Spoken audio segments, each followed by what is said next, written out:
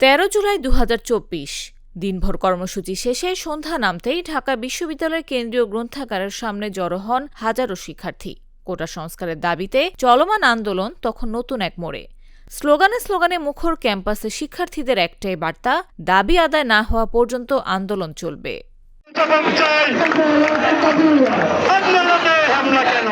এই সমাবেশ থেকে আন্দোলনের অন্যতম সমন্বয়ক নাহিদ ইসলাম 24 ঘণ্টার আল্টিমেটাম ঘোষণা করেন।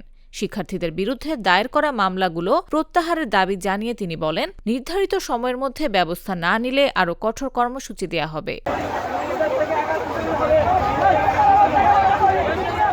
একদিকে যখন শিক্ষার্থীরা তাদের ন্যায়সঙ্গত দাবির পক্ষে অটল, অন্যদিকে তখন রাষ্ট্র পরিচালনার দায়িত্বে থাকা তৎকালীন নীতি নির্ধারকদের কণ্ঠে শোনা গেল অন্য সুর।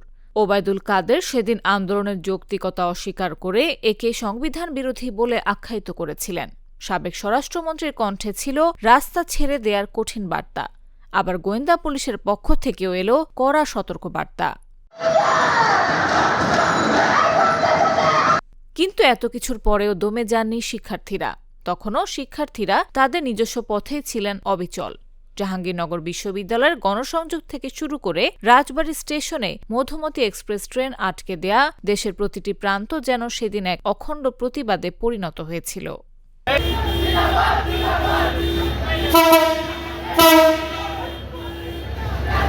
13 জুলাইয়ের সেই ঘোষণার পর আন্দোলন আরও বিস্তৃত হয়।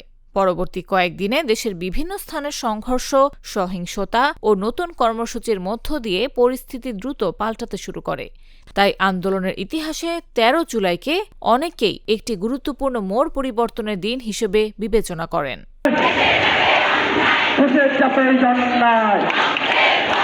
24 ঘণ্টার আল্টিমেটাম, নতুন নেতৃত্ব এবং গণপদযাত্রার ঘোষণা, সব মিলিয়ে 13 জুলাই ছিল কোটা সংস্কার আন্দোলনের এক তাৎপর্যপূর্ণ অধ্যায়।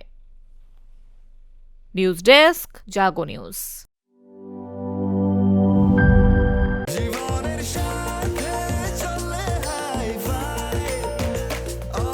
স্বাস্থ্যকর অল টাইম, সব সময় অল টাইম হেলদি লাইফ।